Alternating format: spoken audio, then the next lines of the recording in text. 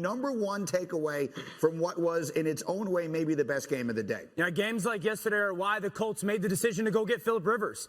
And he struggled that first month of this season.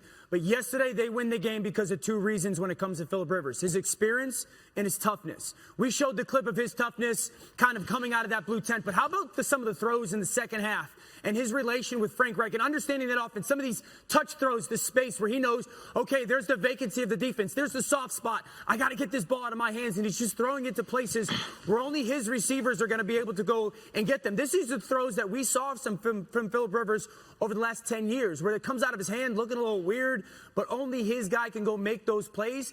Yesterday was the perfect example. That's why the Colts went to go get Phillip Rivers, because he was a difference maker for their offense. He played really well yesterday. RC, if you're on the Packers and you wake up this morning, how are you going to feel looking at the film? If you're the Packers and you wake up this morning, you're looking at this film and asking Matt LaFleur to stop the film at halftime. Hey, stop it when we were good. Stop it when we were physical. Stop it before we start to get dominated. If you're Jonathan Taylor, you come out in the second half and you think you're back in Madison, Wisconsin. They gave him the ball 6 straight times, and the Green Bay Packers couldn't stop it. And aside from the 2 big plays that you guys mentioned to Valdez-Scantling down the middle, the pass to Devontae Adams to set up the field goal, they couldn't get anything going offensively. That's why Rex is sitting over there pissed off now. That's why it doesn't matter what hand MVS had the ball in, because he said they needed a number 2. And in the second half, they looked like it. But you know what else they needed? They needed a run stopper. You know what else they needed? They needed a physical presence on defense. And we have seen this before from this team when the other team says, you know what, we're going to hand the ball off and dare you to stop us. They ain't stopped nobody yet. And we saw it again yesterday. Yeah. You were frustrated this morning talking about this team.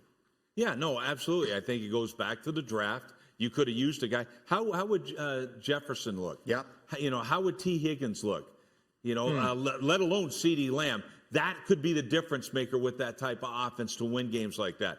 You had another opportunity in the trade deadline that you still can't stop anybody. Your inside linebackers still stink. Like, to me, that is they're you know, the general manager, whatever it is, those decisions are killing this football team.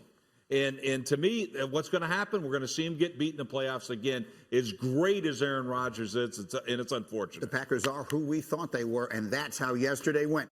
The Colts get themselves a nice win, but if you wake up as a member of the Packers today, what are you thinking? I'm ashamed. I'm embarrassed. I'm embarrassed that I couldn't produce any physicality on defense. I'm embarrassed that on offense, I couldn't move the ball at all after the second half. I'm embarrassed that I never made adjustments as a head coach. This was complete and utter domination in the second half by the Indianapolis Colts. And when I looked at this, I thought about something Dan said earlier about identity. The Indianapolis Colts now know who they are. They're going to play great defense. They're going to try to make you beat them the long way, and they're going to run the football and ask Phillip Rivers to make smart throws. And they're going to do that play in, play out, and no matter how much you get up on them, they're going to stick consistently to that.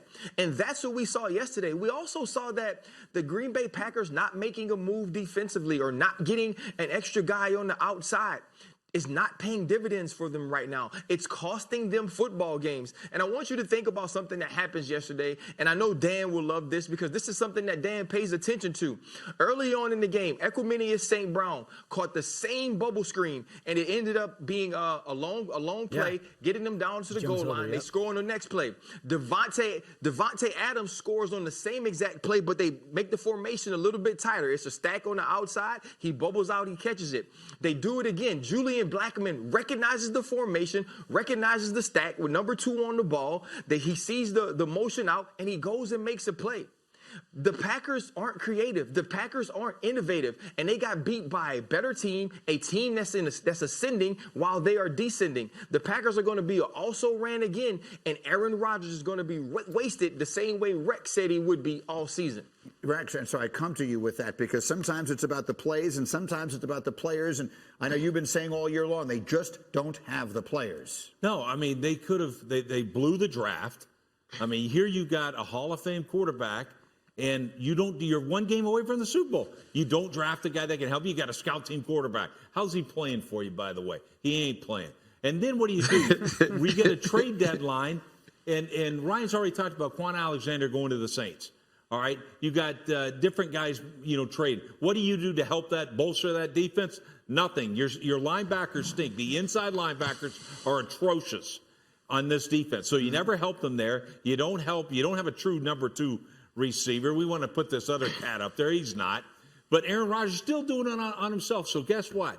When you have an early exit, we want to sit back and say, I told you so. And I'll be more than happy to say it. If you want me to say it now, I say it every single time you play and every single time you lose because you blew an opportunity if you're the front office of the Green Bay Packers. I think I completely agree with everything you just said. Dan, I do feel obligated to bring up the Colts here because that's back-to-back nice wins they just got. They win on a Thursday night, a big division game against Tennessee. They go and they beat Green Bay yesterday, and the quarterback is playing awfully well. Yeah, and yesterday's game is kind of the perfect example of why you went and made the decision to go get Phillip Rivers in the offseason because, you're not playing well, and all of a sudden, Phillip Rivers gets hot. He didn't start the season well early in the month. That play was a great design by Frank Reich. You get one-on-one matchup of your tight end down the seam versus a dropping defensive end. This throw right here is all about timing. That ball's got to be put on Doyle's left shoulder right now. Watch, linebacker leaves, Doyle snaps his head around, ball's right on that left shoulder by Phillip Rivers. So there were so many moments in the game yesterday where you're going,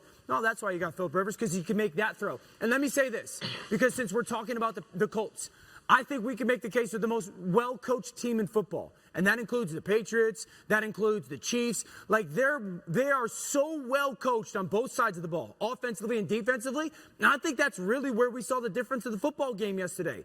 The Packers are well-coached on offense. I don't think they're very well-coached on defense. And Matt Eberflus was a difference maker for the Colts yesterday. And that's why they're going to be an issue for teams in back end of this season into the playoffs. Thank you for watching ESPN on YouTube. For live streaming sports and premium content, subscribe to ESPN+.